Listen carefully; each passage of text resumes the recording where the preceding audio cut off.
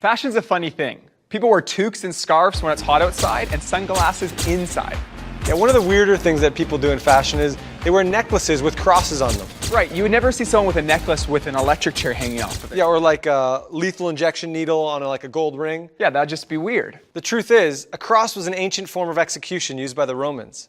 If you're found guilty for certain crimes, you'd be crucified, your hands and feet nailed to a cross.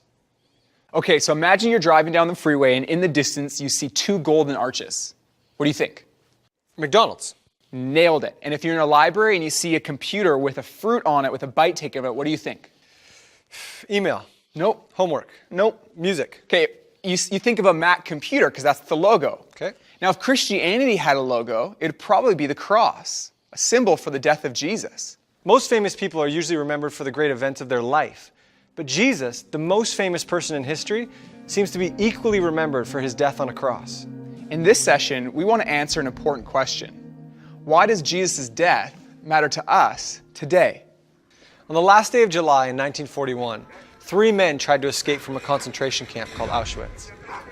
As punishment for their actions, 10 men were chosen to go starve and die in an underground cell. They were locked up together with no food and very little light. When the German soldier went to choose which 10 men were to be locked up, one of them cried out, begging to be spared. Another man, a Catholic priest named Maximilian Kolbe, spoke up.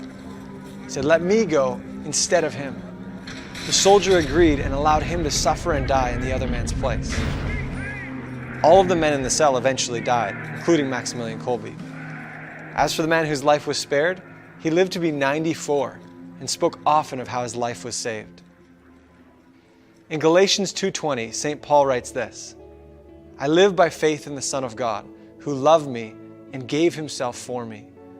Just as Maximilian died to give another man life, Jesus died to give us life. John 3:16 says, God so loved the world that he gave his one and only Son, that whoever believes in him would not perish, but have everlasting life. Jesus' death is God's love for you and me on display. The setting for the story of Maximilian Kolbe is World War II. And in the war, the worst of humanity comes to the surface. Pride, hate, anger, and manipulation are all amplified. When you hear about it, you might think, how could this kind of stuff ever happen? But the truth is, this happens around us all the time in our schools and neighborhoods. People are made fun of, mocked, left out, taken advantage of, and emotionally and physically abused. This stuff happens every day. I think at some point in time, every one of us have thought, this isn't right. This is not how it's supposed to be. The Bible says that deep down in our core, we're broken.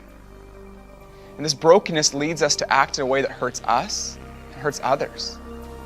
The Bible calls this brokenness sin.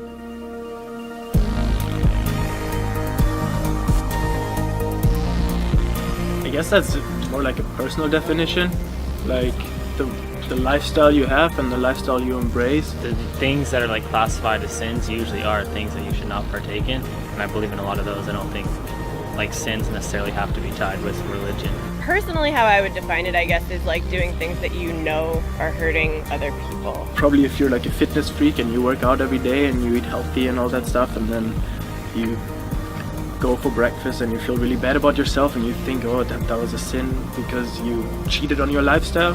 Basically wrongful acts that you seek for forgiveness.